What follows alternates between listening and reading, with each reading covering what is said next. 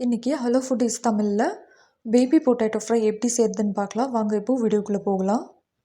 முதல்ல ஒரு கடாயில் 3 டீஸ்பூன் அளவுக்கு எண்ணெய் சேர்த்துக்கோங்க. அதில் 1/4 டீஸ்பூன் அளவுக்கு கடுகு, 1/2 டீஸ்பூன் அளவுக்கு பூண்டு பொடி பொடியாக நறுக்கி சேர்த்துக்கோங்க. கொஞ்சமாக கறிவேப்பிலை.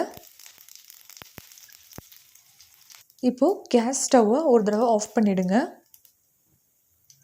ஆஃப் பண்ணதுக்கப்புறமா 1/4 டீஸ்பூன் அளவுக்கு மஞ்சத்தூள், 1/2 டீஸ்பூன் அளவுக்கு தனியாத்தூள், 1/2 டீஸ்பூன் அளவுக்கு காஞ்ச மிளகாத்தூள் காரத்துக்கு ஏற்ற மாதிரி சேர்த்துக்கோங்க. தேவையான அளவு உப்பு. இப்போது கேஸ் ஸ்டவ்வை ஆன் பண்ணிக்கலாம். ஆன் பண்ணிவிட்டு லோ ஃப்ளேமில் ஒரு 10 செகண்ட் வரைக்கும் பொறுமையாக ஃப்ரை பண்ணி விடுங்க. பாருங்கள், கலரெல்லாம் எதுவும் சேஞ்ச் ஆகக்கூடாது. இந்த ஸ்டேஜில் நம்ம குக் பண்ணி வச்சுருக்கிற பேபி பொட்டேட்டோஸை சேர்த்துக்கலாம். சேர்த்துட்டு ஒரு 2 நிமிஷம் வரைக்கும் நல்லா ஃப்ரை பண்ணி விடுங்க லோ ஃப்ளேம்லேயே. இப்போ பாருங்கள், நல்லா சூப்பராக ரெடியாக வந்துருச்சு. இவ்வளோ தாங்க, ரொம்ப சிம்பிளாக ரொம்ப டேஸ்ட்டாக செய்யக்கூடிய பொட்டேட்டோ ஃப்ரை ரெடி.